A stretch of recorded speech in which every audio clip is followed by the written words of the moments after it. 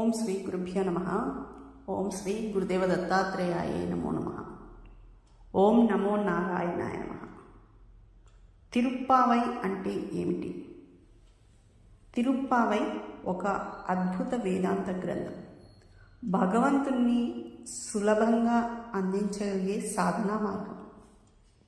తిరు అంటే శ్రీ అని, పావై అంటే పాటలు లేక వ్రతం అని అర్థం. కలియుగంలో మానవ కన్యగా జన్మించి గోదాదేవిగా ప్రఖ్యాతమైన ఆండాళ్ భగవంతుడినే తన భర్తగా భావించి ఆయన్ను చేపట్టడానికి సంకల్పించిన వ్రతమే తిరుప్పావై వ్రతం. తిరుప్పావైలో పాశురాలు ఉంటాయి. పాశురం అంటే ఛందోబద్ధంగా ఉన్న పాటలు. ఆండాళ్ అపురూప భక్తి పారవశ్యాన్ని శ్రీకృష్ణదేవరాయలు ఆముక్తమాల్యద అనే గ్రంథంగా అందించారు.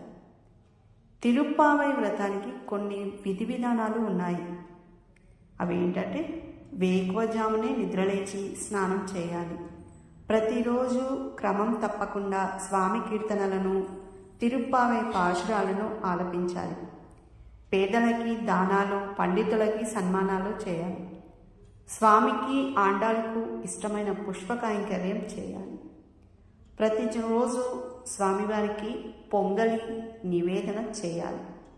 సృష్టిలో భగవంతుడు ఒక్కడే పురుషుడు, మానవులందరూ స్త్రీలు అనే ఉద్దేశంతోనే శ్రీ మహావిష్ణుమూర్తిని శ్రీవారు అని సంబోధిస్తుంటారు.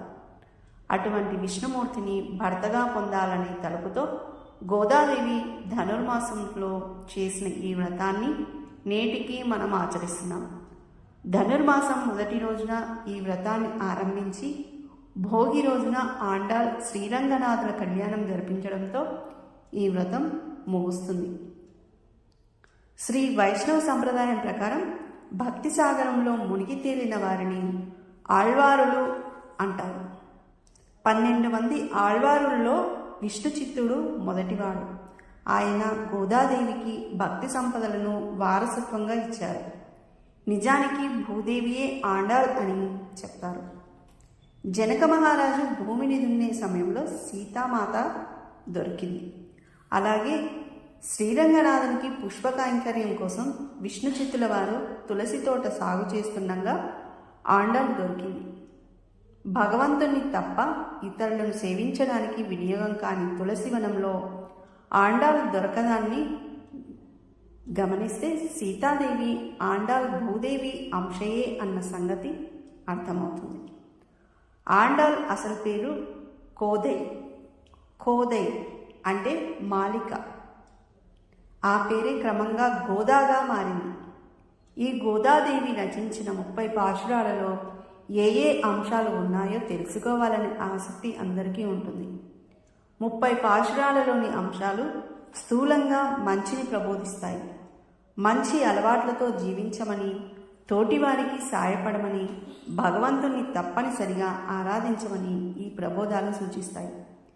ప్రతి పాశురంలోనూ ఇలాంటి సదాచరణే ఉంటుంది. ధనుర్మాసంలో విష్ణువును మధుసూదనుడు అనే పేరుతో పూజించి మొదటి 15 రోజులు చక్కెర పొంగలి లేదా పులగము స్వామికి నైవేద్యంగా సమర్పించాలి.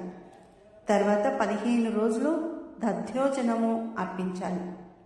పెళ్లి కాని అమ్మాయిలు ఇంటి ముందు ముగ్గులు, గొబ్బిళ్లతో పూజలు చేయడం వల్ల తాము కోరిన వరుడు లభిస్తారు. గోదాదేవి మార్గళి వ్రతం పేరుతో విష్ణువును ధనుర్మాసమంతా పూజించింది. శ్రీకృష్ణుని ధనుర్మాసము నెల రోజులు తులసీమాల సమర్పించే యువతులకి నచ్చిన వరునితో వివాహం తప్పకుండా జరుగుతుంది. ధనుర్మాస వ్రతం దీని గురించి మొదట బ్రహ్మదేవుడు నారద మహర్షికి వివరించినట్లు పురాణ కథనం. ధనుర్మాస వ్రతం గురించి బ్రహ్మాండ ఆదిత్య పురాణాల్లో, భాగవతంలో, నారాయణ సంహితంలో కనిపిస్తాయి. ఈ వ్రతం ఆచరించాలనుకునే వాళ్ళు తమ స్తోమతను బట్టి విష్ణు ప్రతిమని చేయించి పూజించాలి. ప్రతిరోజు సూర్యోదయానికి ముందే స్నానాలు పూర్తి చేయాలి. పంచామృతాలతో మహావిష్ణువును అభిషేకించి తర్వాత తులసీ దళాలు, పూలతో, అష్టోత్తర సహస్రనామాలతో స్వామిని యథావిధిగా పూజించి నైవేద్యం సమర్పించాలి. నెల రోజులు చేయలేని వాళ్ళు కనీసము పక్షం అంటే 15 రోజులు లేక 8 రోజులు లేదా ఒక్క రోజైనా చేయవచ్చు. ఈ వ్రతం ఆచరించడం వల్ల అమ్మాయిలకి మంచి భర్తలు దొరికి వారి ఆ వ్రత ప్రభావము వలన జీవితంలో సుఖ సంతోషాలతో జీవిస్తారు.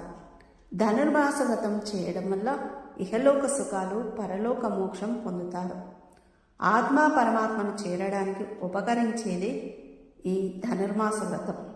ప్రాచీన కాలం నుంచి భారతీయులందరూ ఈ వ్రతాన్ని ఆచరిస్తున్నారు. సర్వే జనా సుఖినో భవంతు.